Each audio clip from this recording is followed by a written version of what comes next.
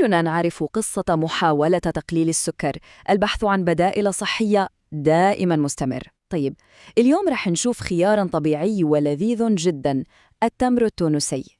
بس هل هذا التغيير البسيط هو فعلا خطوة ذكية في نظامنا الغذائي؟ خلونا نكتشف. وهذا هو السؤال الأهم واللي يطرحه للكل. هل التمر فعلا قادر يحل محل السكر الأبيض؟ خلال الدقائق الجاية رح ندخل في كل تفاصيل عشان نلاقي الجواب.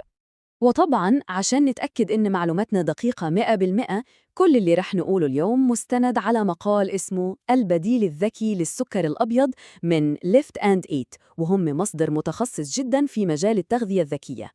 طيب، هذه هي خطتنا لليوم.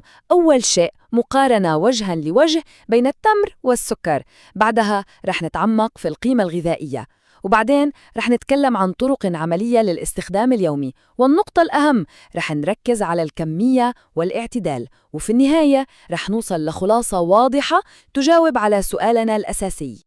يلا نبدأ بالمواجهة، التمر ضد السكر الأبيض.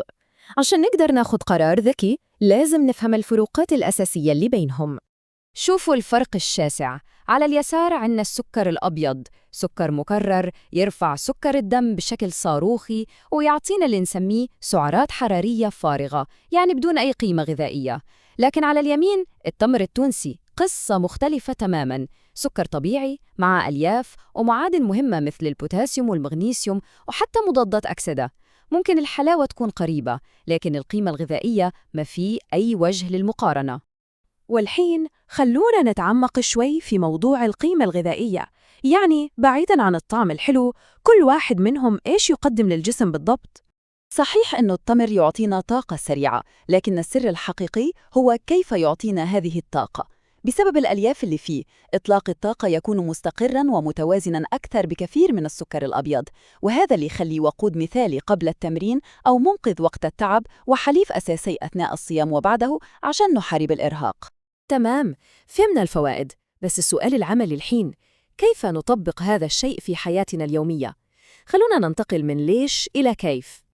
الطريقة بسيطة بشكل لا يصدق. كل اللي نحتاجه هو تمر تونسي منزوع النواة، نحطه في الخلاط مع شوية مية، وفي ثواني يصير عنا معجون تمر ناعم وصحي وجاهز للاستخدام في 1000 وصفة ووصفة. وهذا المعجون أو حتى التمر الكامل يفتح عالم كامل من الإمكانيات. تخيلوا تحلية القهوة فيه بدل السكر، أو إضافته للزبادي أو اللبن. ممكن نستخدمه في الكيك والبسكويت الصحي اللي نسويه في البيت، أو في العصائر عشان نضيف حلاوة وألياف طبيعية. وأكيد ما ننسى دوره الأساسي في أكلاتنا التقليدية مثل البسيسة التونسية. الحين وصلنا للنقطة المحورية، ويمكن أهم معلومة في كل هذا الشرح: الكمية والاعتدال. هذه هي القاعدة الذهبية اللي تحدد إذا كان هذا التبديل ناجح أو لا.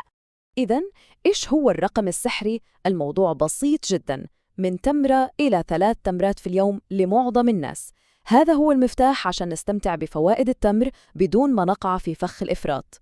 وهنا لازم نوقف عند غلطة شائعة جداً، فكرة إن التمر صحي فإذا أقدر أكل منه قد ما أبغى. هذه فكرة مغلوطة وخطيرة. صح، هو صحي، بس الكلمة المفتاحية دائماً وأبداً هي باعتدال. طبعاً لكل قاعدة استثناءات. الرياضيين مثلاً ممكن يحتاجون كمية أكبر عشان تساندهم في مجهودهم، لكن بالنسبة لمرضى السكري الوضع يتطلب حذر أكبر. الحد الأقصى هو تمرة أو تمرتين، والأهم من كده لازم دايماً تكون مع مصدر بروتين أو دهون مثل المكسرات أو الزبادي، وممنوع تماماً تناولها على معدة فاضية. والآن خلونا نجمع كل الخيوط مع بعض. إيش هي الخلاصة النهائية اللي نطلع فيها عن التمر كبديل للسكر؟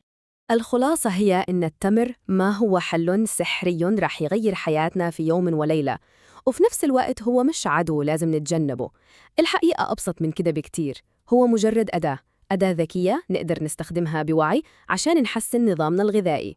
وهذه العبارة تلخص كل الفكرة: إنه أداة ذكية إذا استخدمت بشكل صحيح.